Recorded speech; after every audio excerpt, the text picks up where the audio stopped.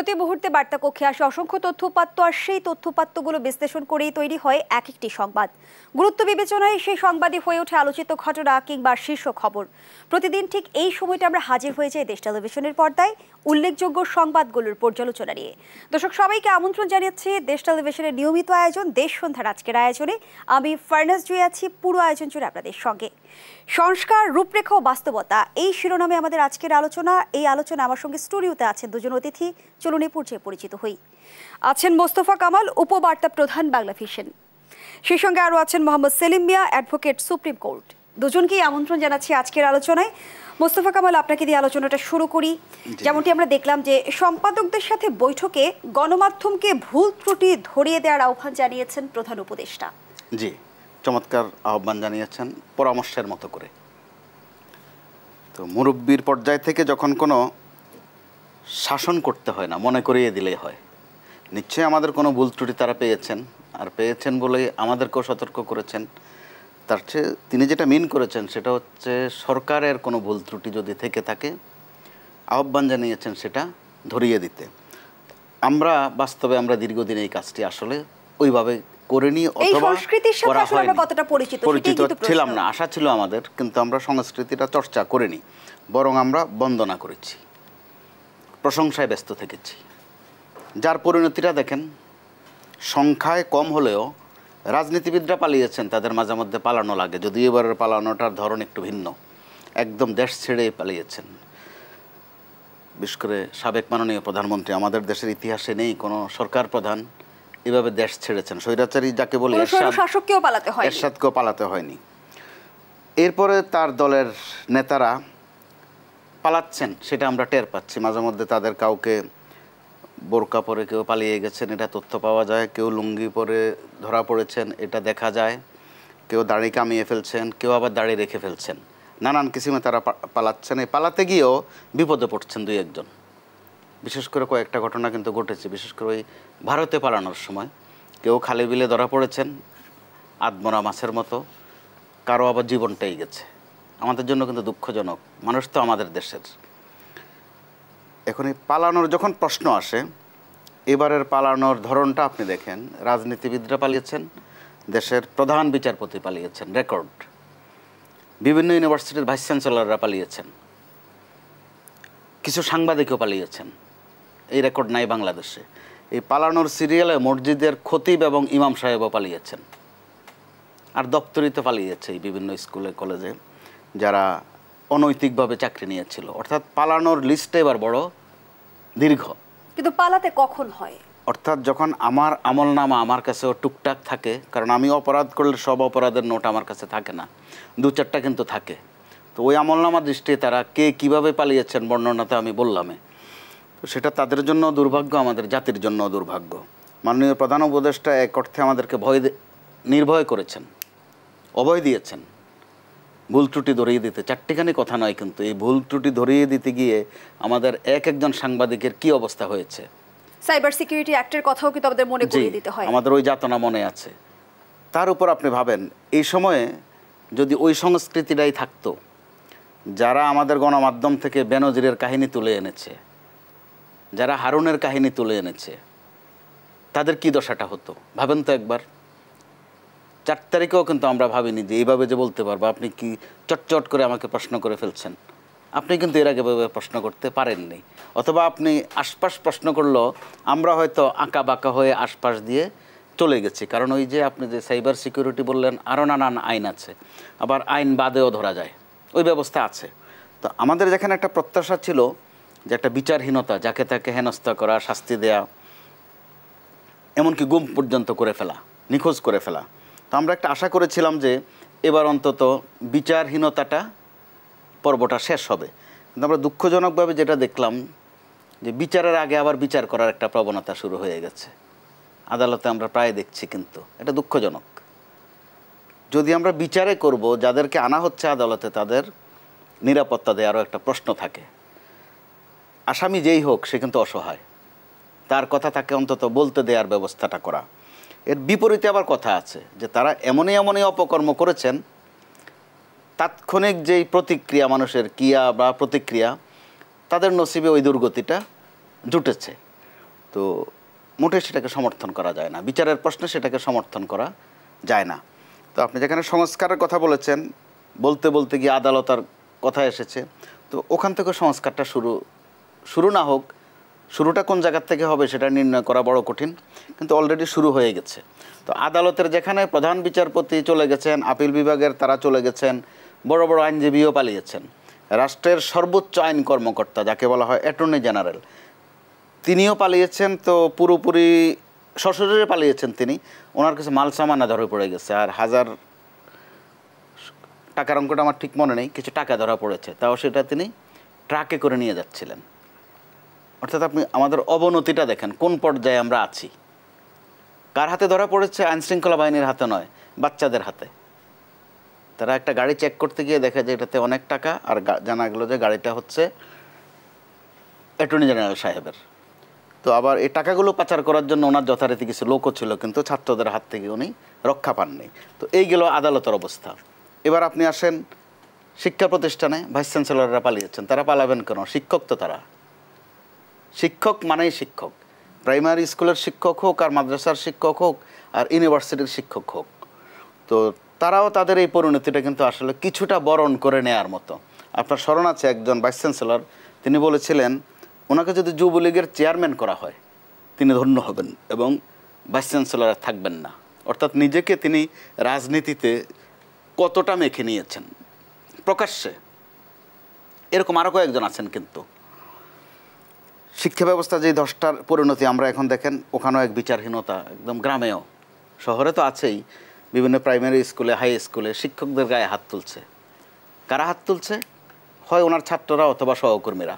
অর্থাৎ ওনার আমলনামাটাও এত পরিষ্কার, অন্য সহকর্মী ওনাকে বাঁচাতেও আসছেন না, কারণ তারাও জানেন তিনি কোন তরিকায়, কোন রাস্তায়, কোন পথে তিনি এটা হাসিল করেছেন, শিক্ষক হয়েছেন। একইভাবে স্কুলগুলোর দপ্তরের থেকে শুরু করে হেডমাস্টার অথবা প্রিন্সিপাল পর্যন্ত একই তরিকায় নিয়োগ। তো এতে করে তারাও তাদের এই দুর্গতি অনেকটা টেনে এনেছেন। তো তারা টেনে এনেছেন বলে আমরা সমর্থন করব সেটা হতে পারে না। অবশ্যই সেটার একটা পদ্ধতি আছে। মাননীয় শিক্ষা উপদেষ্টাও কিন্তু বলেছেন যে তাদের কারণে শিক্ষা ব্যবস্থায় সমস্যা হচ্ছে।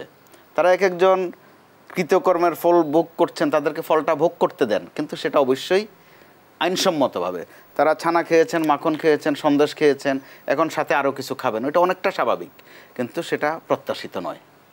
অবশ্যই তাদেরকে বিচারে মোস্তফা কামাল যখন আসলে প্রধান উপদেষ্টা সম্পাদকদের এইভাবে আশ্বস্ত করে যে সরকারের ভুলগুলো আপনারা নির্দ্বিধায় ছাপিয়ে দিন, আমাদের সাহস জুগিয়েছেন তিনি। সেই জায়গা থেকে আমরা কি বলতে পারি যে মুক্ত সাংবাদিকতার পথ অনেকটা উন্মোচিত? অবশ্যই, অবশ্যই। এবং সেটাকে আমি বলতে চাই, আমরা বারবার সংস্কার সংস্কার বলছি, এটাও তো একটা সংস্কার।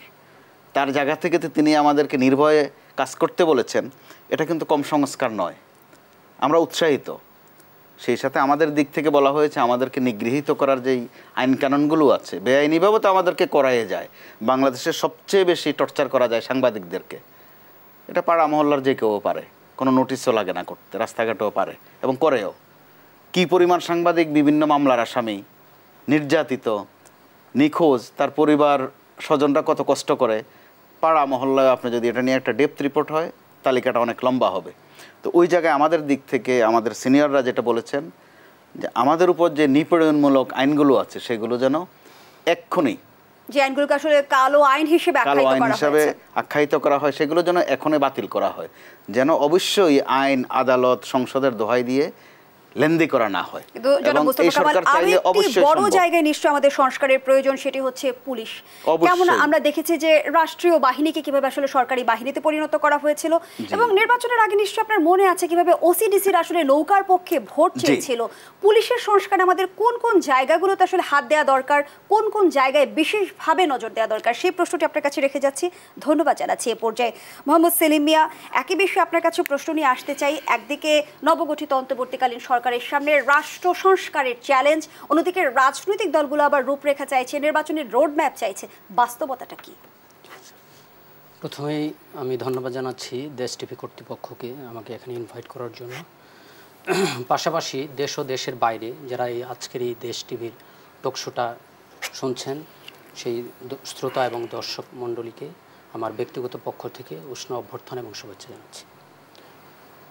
আপনি সঙ্গত যে প্রশ্ন করেছেন, এটা বর্তমানে আমাদের আজকের যে টপিকস সংস্কার রূপরেখা ও বাস্তবতার আলোকে যদি বলতে হয় যে বর্তমান যে সরকার নবগঠিত সরকার গঠিত হয়েছে খুব বেশি দিন হয়নি। এই বিগত 15-16 বছরের স্বৈরের শাসকের যে নির্যাতন নিপীড়ন গুম খুন হত্যা এবং এই গুম খুন হত্যার সাথে যারা জড়িত ছিল ইতিমধ্যে তারা দেশ ছেড়ে বেশিরভাগ পালিয়েছে এবং অনেকে পালানোর প্রস্তুতি নিচ্ছে। তো এই বাস্তবতায় অনেকজন যারা এখনও গ্রেপ্তার হচ্ছে আদালতে নিয়ে আসা হচ্ছে। আদালত আইনের মাধ্যমেই চলবে, এটি স্বাভাবিক। আমরাও সেটাই দেখছি। এই বিগত 16 বছরের অন্যায় নিপীড়ন আমরা আর বর্তমানে চাই না।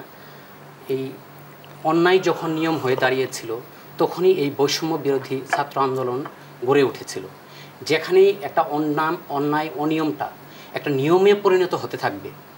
যদিও এই 16-17 বছর সরকার বিভিন্ন আইনের মাধ্যমে, বিশেষ করে ডিজিটাল সিকিউরিটি অ্যাক্টের মাধ্যমে এবং সরকারের বিভিন্ন ধরনের যে বাহিনীগুলো ছিল, যদিও এগুলো সরকারের একটা ওয়েপন হিসেবে কাজ করার কথা আইনের মধ্য থেকে, কিন্তু তারা এই স্বৈরের শাসকের সাথে অঙ্গীভূত হয়ে এমনভাবে তারা নির্যাতন নিপীড়ন চালিয়েছে যে এটা স্বাধীনতার পর থেকে আজ পর্যন্ত কোনো সরকারের আমলেই এই ধরনের নির্যাতন নিপীড়ন হত্যা গুম খুন কখনো হয়নি। যার কারণে তাদের বিন্দু পরিমাণ সাহস নেই যে এই বর্তমান সরকার গঠিত হওয়ার পর তারা যে দেশে থেকে তাদের আইনের মাধ্যমে তারা যে এটা ফেস করবে এই ধরনের সাহস তাদের নেই। যার কারণে ইতিমধ্যে সবাই পালিয়ে গেছে এবং অনেকেই হয়তো পালানোর পর্যায়ে আছে। যে কোনো সময় আমরা বিভিন্ন সময় বর্ডার দিয়ে দেখছি যে তারা পালিয়ে যাচ্ছে। বিশেষ করে আমাদের আপিল বিভাগের একজন সাবেক বিচারপতি কিভাবে তাকে কি অবস্থায় ধরা হয়েছে এটা আমাদের দেশবাসী সহ বিশ্ববাসী তাকিয়ে দেখেছে। অথচ একজন সুপ্রিম কোর্টের আপিল বিভাগের মাননীয় একজন বিচারপতির যে সম্মান, আমি মনে করি উনি এই বিচারপতির আসনটাকে অত্যন্তভাবে কলঙ্কিত করেছে। কারণ একজন বিচারপতিকে মানুষ যেভাবে সম্মান করে, একজন হাইকোর্ট বিভাগীয় বিচারপতি, আপিল বিভাগীয় বিচারপতি, তাদের অন্যায় অনিয়ম এমন পর্যায়ে চলে গিয়েছিল যে এই যে গুয়েভারার যে উক্তিটা, যে অন্যায় যখন মানে নিয়ম হয়ে যায় তখন প্রতিরোধ কর্তব্য হয়ে দাঁড়ায়। এই বৈষম্য বিরোধী ছাত্র আন্দোলনের যে নেতারা, অভিভাবক, তাদের পিঠ দেওয়ালে ঠেকে গিয়েছিল। যার কারণেই কিন্তু আজকে এই আন্দোলনটা গড়ে উঠেছিল। এই আন্দোলনের মাধ্যমে বর্তমানে যে গঠিত সরকারের কাছে আমাদের প্রত্যাশা থাকবে এই 16-17 বছরের যে অন্যায় অনিয়মগুলো হয়েছিল এখন যাতে না হয়। এই বিভিন্ন যে সিন্ডিকেটগুলো আছে, অলরেডি আমাদের নবনিযুক্ত অ্যাটর্নি জেনারেল মাননীয় প্রধান বিচারপতির যে অভিষেক অনুষ্ঠান ছিল এখানে বলে দিয়েছে যে বিচার বিভাগ সিন্ডিকেট মুক্ত করতে হবে। তার মানে আগে দেখা গেছে সরকারি যারা নিয়ন্ত্রণে ছিল, সরকারি আশীর্বাদ পুষ্ট কোনো আইনজীবী নেতা বিশেষ কোনো আদালতে গেলে আমরা দেখেছি উনি রেমেডি পেয়ে যাচ্ছেন। আবার আইনের মাধ্যমে আমরা অন্য আইনজীবী যখন আদালতে যাচ্ছি তখন আইনের মাধ্যমে যে রেমেডিটা পাওয়ার কথা আমরা কিন্তু পাচ্ছিলাম না। এই কথাটা ইতিমধ্যে আমাদের মাননীয় অ্যাটর্নি জেনারেল কিন্তু বলেছে। তো এই যে বিচারহীনতার সংস্কৃতি ছিল 16-17টা বছর, এই বিচারহীনতার সংস্কৃতি থেকে আমাদের বের হয়ে আসতে হবে।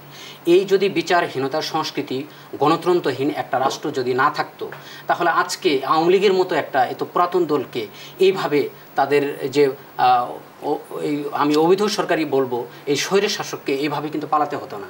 কারণ এরশাদও কিন্তু একজন স্বৈরের শাসক ছিল, ওনাকে কিন্তু পালিয়ে যেতে হয়নি। অলরেডি আমার বিজ্ঞ একজন আলোচক অলরেডি কিন্তু বলেছেন যে শুধু রাজনীতিবিদরা অনেক সময় অনেক অপকর্ম করলে পালাতে পারে, কিন্তু একজন মাননীয় আপিল বিভাগীয় বিচারকগণ পুরা একজন বাদে সবাই পালিয়ে গেছে, প্রধান বিচারপতি সহ। তার মানে কি পরিমাণে তারা অবিচার অন্যায় তারা করেছে। এবং নবনিযুক্ত যে প্রধান বিচারপতি তার অভিষেক ভাষণে উনি কিন্তু বলেছেন যে 16-17 বছর এই সুপ্রিম কোর্ট সহ অধস্তন আদালতে যত অন্যায় অবিচার হয়েছে, এই অন্যায় অবিচারের সাথে যারা জড়িত, যারা কুশীল, সবার বিচার করা হবে। উনি স্পষ্টভাবেই কিন্তু অভিষেক অনুষ্ঠানে বলেছেন। তো এটাই দুঃখ হয় যে আমাদের দেশে এই আমরা আইনের কথা বলি, আইনের শাসনের কথা বলি, এই আইনের শাসন, এই সিন্ডিকেট মুক্ত বিচার বিভাগ, এটা যদি না থাকে তাহলে আমাদের দেশ সামনের দিকে এগিয়ে যেতে পারবে না। আমরা বিগত সময়ে বারবার শুনেছি যে বিচার বিভাগ স্বাধীন, কিন্তু বাস্তবতা কিন্তু তার পুরোই উল্টো ছিল, যেমনটি আপনি বলছিলেন। সেই জায়গা থেকে রাষ্ট্রকে কতটা ক্ষতিগ্রস্ত করেছে? হ্যাঁ, আপনি সত্যিই বলেছেন। দেশের এই 16-17 বছরে শুধু বিচার বিভাগ তো বটেই, সরকারের প্রত্যেকটা অঙ্গ প্রতিষ্ঠান যেভাবে দুর্নীতি করে এমন পর্যায়ে নিয়ে যাওয়া হয়েছে যে আমরা কিন্তু দুর্নীতি বলতে শুধু আর্থিক লেনদেনকেই বুঝি না। দুর্নীতি কিন্তু শুধু আর্থিক লেনদেন না, দুর্নীতি কিন্তু ইন্টেলেকচুয়াল করাপশন বলতে একটা শব্দ আছে, বুদ্ধিভিত্তিক দুর্নীতি। আপনি দেখবেন এই সুপ্রিম কোর্টে যে এই অবৈধ এই সরকার প্রথমেই যে জায়গায় কুঠারাঘাত করেছিল এই তত্ত্বাবধায়ক সরকার ব্যবস্থা বাতিল করে, তখন থেকেই কিন্তু দেশে একটা অশান্তি বিশৃঙ্খল পরিস্থিতি সৃষ্টি হয়েছিল। এই সাবেক প্রধান বিচারপতি উনি যখন এই তত্ত্বাবধায়ক সরকার ব্যবস্থার এই রায়টা দেয়, তখন উনি বলেছিলেন পরপর 2 মেয়াদে তত্ত্বাবধায়ক সরকার ব্যবস্থা থাকতে পারে। অথচ পূর্ণাঙ্গ রায়ে উনি যখন অবসরে গেলেন, অবসরে যাওয়ার পরে এই কথাটা উনি উঠিয়ে দিলেন। অথচ আমি একজন আইনজীবী হিসেবে, আইনের ছাত্র হিসেবে আমি জানি অবসরে গিয়ে রায় লেখা যায় না। এবং এ ব্যাপারে আমাদের পাকিস্তান সুপ্রিম কোর্টের 1967 সালে একটা রায় আছে যে অবসরে গিয়ে কোনো রায় লেখা যাবে না। ইভেন আমাদের 73 DLR-এ একটা কেস রেফারেন্স আছে যে যদি আপিল বিভাগ অন্যরকম কোনো ভিন্নমত পোষণ না করে, যদি কোনো ভিন্ন রকম কোনো রায় না দেয়, তাহলে এই পাকিস্তান ফেডারেল কোর্ট এবং পাকিস্তান সুপ্রিম কোর্টের রায় আমাদের সুপ্রিম কোর্ট মানতে বাধ্য। তো ওই রায়ে বলা আছে যে অবসরের পরে কোনো রায় লেখা যাবে না। অথচ আমাদের সাবেক প্রধান বিচারপতি উনি এই তত্ত্বাবধায়ক সরকার ব্যবস্থা বাতিলের মধ্য দিয়ে, এই যে আমি ইন্টেলেকচুয়াল করাপশনটা বললাম, তখন থেকেই কিন্তু শুরু হয়েছে। মোহাম্মদ সেলিম মিয়া, আপনি পঞ্চদশ সংশোধনীর কথা বলছিলেন। পঞ্চদশ সংশোধনী নিয়ে যেমন অনেক বিতর্ক রয়েছে, 17 বার কাটাছেঁড়া করা হয়েছে সংবিধান, কিন্তু বিতর্ক কিন্তু এখনো অবসান হয়নি। সেই জায়গা থেকে বিশিষ্টজনরা কিন্তু বলছেন যে সংবিধান পুনর্লেখন জরুরি। সে বিষয়ে আপনার বক্তব্য জানতে চাই। একটা বিরতির সময় হয়েছে, বিরতি থেকে ফিরে এসে শুনব। দর্শক, দেশ সন্ধ্যার এই পর্যায়ে বিরতি নিচ্ছি, সাথেই থাকুন।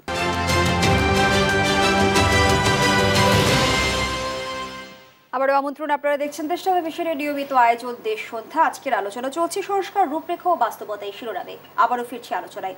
জনাব মোস্তফা কামাল, যে প্রসঙ্গে আমরা ছিলাম, পুলিশের সংস্কারে কি করণীয় আর পুলিশকে রাজনৈতিক প্রভাব মুক্ত রাখা কতটা চ্যালেঞ্জিং? জি, সংস্কার বলতে গেলে তো সোজা বাংলায় বোঝায় আর একটা পরিষ্কার বাংলা, মেরামত করা। তো বিশেষ করে আমাদের পুলিশ বাহিনীকে এমন একটা অবস্থায় নেওয়া হয়েছে, আপনি কোন জায়গা দিয়ে মেরামতটা শুরু করবেন। এখন সংস্কার বলতে আমরা কেউ বুঝি পরিবর্তন, মোটেই পরিবর্তন না। পরিবর্তন বলতে আবার বোঝায় যে ব্যক্তির বদল, আগে জামাল ছিল এখন কামালরে দিয়ে দিলেন, আগে বাবুল ছিল এখন আবুলকে দিয়ে দিলেন। এটা সংস্কার না, এটা এক ধরনের অদল বদল, কাজ একই। তো পুলিশের আপনি গত বিশেষ করে 15-16টা বছর অথবা 14 থেকে যদি বিশেষ করে আপনি ধরেন, এই পুলিশ কিসে অভিজ্ঞ, অনেক অভিজ্ঞতা তারা অর্জন করেছে। একটা হচ্ছে তারা দিনের ভোট রাতে করে ফেলতে পারে, এই বিষয়ে তাদের ব্যাপক অবদান পুলিশের। তো এটা আমাদের জন্য কি এখন দরকার আছে? যারা এই বিষয়ে অভিজ্ঞ তারা কিন্তু পুলিশে আছে, এখনও ভালোভাবে আছে, বা কেউ নিজেদেরকে বঞ্চিত দাবি করে 2-1টা প্রমোশনও নিয়ে ফেলছে গত কয়েকদিনে। অথবা আপনি 2018 অথবা 2024 প্রত্যেকটা ইলেকশনে বা আরও নানান কাজে, রাষ্ট্রের নানান কাজে, সরকারের বিভিন্ন কাজে তারা কিন্তু অত্যন্ত এক্সপার্ট। তো কত এক্সপার্ট সেটা আমরা বেনজিরের মধ্যে দেখেছি, এক পর্যায়ে হাবিবের মধ্যে দেখেছি, এক পর্যায়ে হারুনের মধ্যেও দেখেছি। অর্থাৎ একজন যেই তারা একটা দানবের মতো, কিন্তু একজন যে জেমস বন্ড, তারা যেভাবে আমাদের সামনে নাটকীয়ভাবে এসেছেন, একজন দৈত্য, আলাদিনের চেরাগ পাওয়া, ভীষণ ক্ষমতা তাদের, অর্থ ক্ষমতা, প্রশাসনিক ক্ষমতা, যা চান তাই করতে পারে। ক্ষমতার বলেই কি আসলে দুর্নীতির বিস্তার ঘটেছিল? হয়তো অবশ্যই ঘটেছিল, তার উপরেও থাকতে পারে, ক্ষমতার শীর্ষ পর্যায়ে যেটা থাকতে পারে বললে ভুল হবে, ছিল। আমরা দেখছি তো এখন কে কোন খাতে কী সব অর্থনৈতিক কাজকর্ম করেছেন। 2-4 কোটি টাকা নয়, 100 কোটি টাকা নয়, 1000 কোটি টাকা, প্রত্যেকটার মধ্যে তাদের একটা শরিকানা আছে, তারা অংশীজন। তো আমি যেটা বলছিলাম নির্বাচনের বিষয়ে, আপনি এখন যদি নির্বাচন হোক 6 মাস, 7 মাস, 1 বছর, 2 বছর পরে হবে, আপনার এই পুলিশকে লাগবে। তো ওই পুলিশ দিয়ে আপনি এই নির্বাচন তুলবেন বা তুলতে পারবেন? তার দক্ষতা তো আরেক দিকে। এরপরে বর্তমান যেই অবস্থা আমাদের ঘরে, বাইরে মাঠে ঘাটে আইন শৃঙ্খলা কিন্তু আমাদের সংস্কারের 1 নম্বর বলা চলে, যে প্রথম আইন শৃঙ্খলা পরিস্থিতি স্বাভাবিক করা। আপনি পুলিশের যেই অবস্থা, পুলিশ নিজেই তো একটু সংস্কারের তাগিদ বোধ করতে পারতো, যে আমাদেরকে যেহেতু ঘরে বাইরে মানুষ এত গালমন্দ দেয়, এত তাচ্ছিল্য করে, আমরা একটু সংস্কার হই। অর্থাৎ যদি আপনি খাঁটি বাংলায় বলেন যে স্বভাব একটু বদলাই, আস্থা অর্জন, আমরা ভালো হয়ে গেছি, এটা বললে আপনাদেরকে বিশ্বাস করবে? আপনার কথা কেউ বিশ্বাস করে না তো। মানুষ যেই কোনো পুলিশ দেখে সুন্দর কথা বললে মানুষ তুলনা করে, বেনজির সাহেব তো এরকম সুন্দর কথাই বলতো। কেউ যখন ধমক দেয়, খিঁচুনি দেয়, মানুষ ধরে নেয় যে আরেকজন সম্ভবত হারুন আঙ্কেল অথবা ঘুষি হারুন, যেই হারুনে হোক, একটা ইনস্টিটিউটের মতো হয়ে গেছেন তিনি। এসি হারুন, বাংলাদেশে আর কোনো এসি নাই, তিনি এসি ছিলেন। দেখা গেল ওনার নাম হয়ে গেল ঘুষি হারুন। উনি গর্বিত, কারণ উনি ভালো ঘুষি দিতে জানেন। কিন্তু সেখানে প্রশ্ন আসে যে রাষ্ট্রের প্রতিটি প্রতিষ্ঠানই যখন ক্ষতিগ্রস্ত, এতে করে ওনার ফলোয়ার্স কিন্তু প্রচুর তৈরি হয়েছে, শুধু পুলিশে না, প্রত্যেকটা জায়গায় কিন্তু হারুন পয়দা হয়েছে, হাবিব পয়দা হয়েছে, বেনজির পয়দা হয়েছে। সেখানে কিন্তু বলা হচ্ছে যে রাষ্ট্রের প্রতিটা প্রতিষ্ঠানই ক্ষতিগ্রস্ত হয়েছে। তাহলে সংস্কারটা কোথা থেকে শুরু হয়ে কোথায় যে শেষ হবে, সেই প্রশ্নটি আপনার কাছে রেখে যাচ্ছি। একটু বলা যাচ্ছে যে সেটা নির্বাচন পর্যন্ত কন্টিনিউ করার বিষয়, কিন্তু কোথা থেকে শুরু হবে এটা বলাটা কঠিন। অলরেডি শুরু হয়েছে, তো বিভিন্ন সেক্টরে শুরু হয়েছে। ধন্যবাদ জানাচ্ছি জনাব মোস্তফা কামাল। মোহাম্মদ সেলিম মিয়া, আপনার কাছে যে প্রশ্নটি ছিল, অনেকেই বলছে সংবিধান পুনর্লিখন জরুরি, অনেকেই বলছে সংবিধান সংশোধন জরুরি, কোনটি আসলেই জরুরি? জি, ধন্যবাদ আপনাকে। আসলে বর্তমান যে সরকার, এটা তো একটা ইন্টারিম সরকার। সংবিধান সংশোধন কিংবা রুটিন ওয়ার্কের বাইরে যে কাজগুলা, তো সরকার এসব কাজে হাত দিবে কিনা আমি জানি না, তবে কিছু আইনগত জটিলতাও আছে। আমি মনে করি এই সংস্কারের যে বিষয়টা, আমাদের দেশের যে প্রত্যেকটা অঙ্গ প্রতিষ্ঠান ক্ষতিগ্রস্ত হয়েছে, স্থায়ীভাবে ভেঙে পড়েছে, এগুলাকে একটা সিস্টেমের মাধ্যমে ডেভেলপ করতে হবে। হুট করে আমি একটা আইন করে সব কিছু চেঞ্জ করে ফেলবো, ইটস নট পসিবল। এটা ওভারনাইট, এটা সম্ভব না।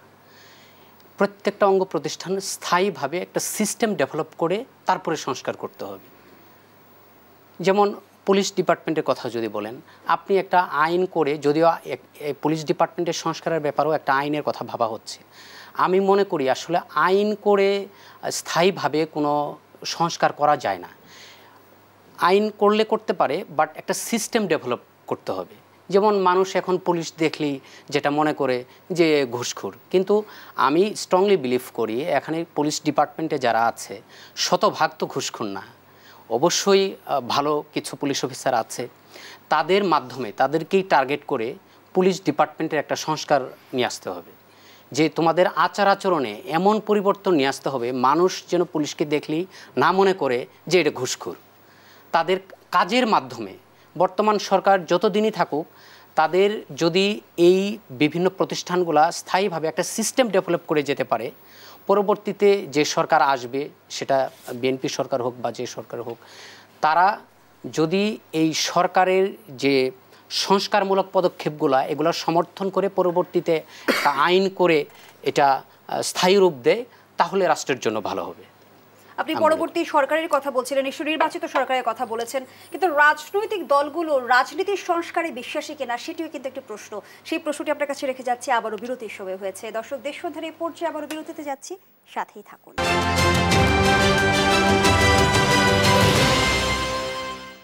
আরও একবার আমন্ত্রণ জানাচ্ছি, আপনারা দেখছেন দেশ সন্ধ্যা। আমরা আবারও ফিরছি অতিথিদের কাছে।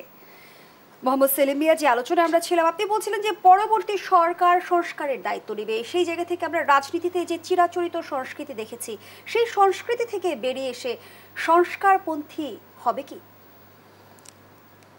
জি, আপনাকে বলি যে বিগত স্বৈর শাসকের যে 16-17 বছরের যে শাসন এবং বিএনপি সহ এই ফেসিবাদী সরকারের আন্দোলনে যারা নির্যাতিত নিপীড়িত হয়েছে, আওয়ামী লীগের এই পতন দেখে যদি বিএনপি শিক্ষা না নেয়, তাহলে বিএনপির জন্য এটা হবে অনেক বড় ভুল। কারণ বিএনপির আমলে 2001 থেকে 2005-06 পর্যন্ত ওনারা দেশ শাসন করেছে। দেশ শাসন করতে গেলে ছোটোখাটো ভুল ত্রুটি সবারই হতে পারে, কিন্তু আওয়ামী লীগ সরকার এসে এই 16-17 বছরে যে স্টিম রোলার চালিয়েছে, বিরোধী মত গোষ্ঠীকে দমন করার জন্য গণতন্ত্রহীন করেছে দেশকে, সাংবাদিকদের কণ্ঠরোধ করেছে, কেউ কোনো কথা বললেই ডিজিটাল সিকিউরিটি আইন ঝুলেছিল, সঙ্গে সঙ্গে মামলা দেওয়া হয়েছে। আমি অসংখ্য এই আগাম জামিন করিয়েছি আমার জেলা জামালপুরে, দেখেছি কোনো কিছু হলে আমি এটাও শুনেছি যে থানায় অলরেডি একটা লিস্ট থাকতো, যে 1000-2000 জনের একটা লিস্ট থাকতো, একটা ঘটনা ঘটলেই সিরিয়ালি মামলা দেওয়া হতো একের পর এক। তো এই যে নির্যাতন নিপীড়নের যে বিগত সরকারের যে কাহিনী, এখান থেকে যদি বিএনপি শিক্ষা না নেয়, যদি কোনো পরিবর্তন সংস্কার না নিয়ে আসে, তাহলে আবার ঠিক আওয়ামী লীগের মতোই একই পরিণতি আবার বিএনপিকেও বরণ করতে হবে। ধন্যবাদ জানাচ্ছি আপনাকে মোস্তফা কামাল। আওয়ামী লীগের এই পতন থেকে বিএনপি শিক্ষা নেবে কি? নেওয়া উচিত, কিন্তু নিচ্ছে কিনা আমরা একটু বাজারের চিত্র দেখেন, ঘাটে মাঠের চিত্র দেখেন।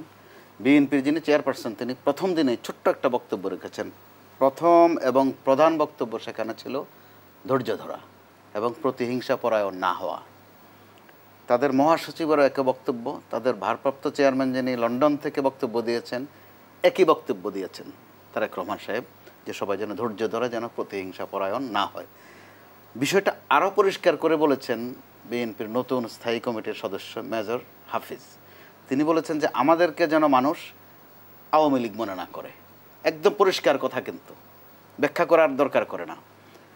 গত কয়েকদিনে আপনি দেখেন বিএনপির বিভিন্ন পর্যায় থেকে একদিকে এত ধমক, কড়া বা কঠোর শাসন আহ্বান, কিন্তু বিপরীতে কিন্তু কিছু মন্দ খবর আছে। আপনি একদিকে খবর দেখছেন বিএনপি ত্রাণ কাজ করছে নোয়াখালীতে ব্যাপক উদ্যমে, ঠিক পাশেই খবর দেখবেন বিএনপি উত্তরাতে জুট কাপড়ের দখলদারিত্ব নিচ্ছে। এগুলো খেয়াল করবার মতো বিষয়। ঠিক পাশে আছে বিএনপির স্থানীয় নেতারা যে ময়লা ট্রাকে বাধা দিচ্ছে, কারণ ময়লা নিয়েও একটা ব্যবসা আছে ঢাকা শহরে, ময়লা ফেলা নিয়ে, সিটি কর্পোরেশনের ময়লা। এগুলো কিন্তু মানায় না। নারায়ণগঞ্জের ঘটনা দেখেছেন কিভাবে কোন ব্যবসায়ী গ্রুপের সাথে তাদেরকে বসিয়ে দেয়া। আর কক্সবাজারটা তো রীতিমতো জাতীয় ঘটনা। একজন স্থায়ী কমিটির সদস্য, তাও অত্যন্ত আলোচিত, ভারত থেকে মাত্র এসেছেন তিনি, দীর্ঘদিন একটা যন্ত্রণায় ছিলেন ওখানে বন্দি অবস্থায়। তিনিও দেখা গেল যে খুব আলোচিত এস আলমের কতগুলো গাড়ি তিনি দখল করলেন, অথবা ওনার লোকেরা সেগুলো নিয়ে আসলো। তিনি দুঃখ প্রকাশ করেছেন যে তিনি বলছেন যে আমি বুঝিনি। বিএনপির পক্ষ থেকে কিন্তু শোকজও করা হয়েছে, শোকজও করা হয়েছে। কয়েকজনের পদ কিন্তু স্থগিত করা হয়েছে, পদাবনতি হয়েছে কয়েকজনের, কিন্তু তাদের মধ্যে একটা উতলা ভাব হতো, তারা সহ্য করতে চাচ্ছেন না। সালাউদ্দিন সাহেব দুঃখ প্রকাশ করেছেন, পাশাপাশি একটা কথা বলেছেন যে তিনি বুঝে উঠতে পারেননি। তো এই পর্যায়ের নেতার কাছ থেকে যদি বক্তব্য আসে যে বুঝে উঠতে পারেননি, তাহলে যারা ওই ময়লার কাজ কারবার করছে, যারা জুট কাপড় নিয়ে গণ্ডগোল পাকাচ্ছে, তারা তো বয়স আরও কম, আরও অবুঝ, আরও কম দায়িত্ব তাদের। অর্থাৎ এগুলো এক ধরনের বিএনপির জন্য ক্ষতিকর।